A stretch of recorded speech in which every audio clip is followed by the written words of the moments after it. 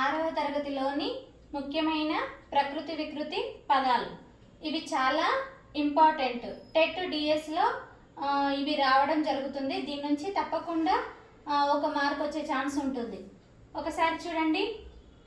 అటవి, అడవి, అంబ, అమ్మ, ఆహారం, ఓగిరం, కథ, కథ, కార్యం, కర్జం, కీర్తి, కీరితి, పృథ్వీ, పుడమి, కుండం, కుండ, కులము, కొలము, గర్వము, గర్వము, గుణము, గుణము, గ్రాసం, గాసం.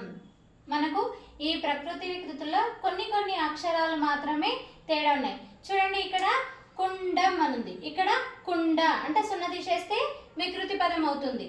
కులము, ఇక్కడ కొలము అంటే కా కొమ్ము ఉంది, ఇక్కడ కాకోత్వం ఉంది.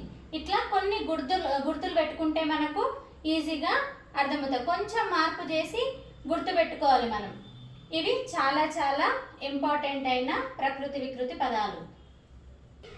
నిద్ర, నిద్దుర, చంద్రుడు, చంద్రుడు, చిత్రం, చిత్తరువు, త్యాగము, త్యాగము, ధర్మము, దమ్మము, దీపం, దివ్వే, దిశ, దశ, నిజము, నిక్కము.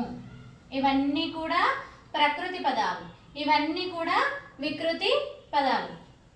కాబట్టి ఇవి తప్పకుండా నేర్చుకోవాలి. దీని నుంచి తప్పనిసరిగా ఒక మార్క్ వచ్చే ఛాన్స్ ఉంటుంది.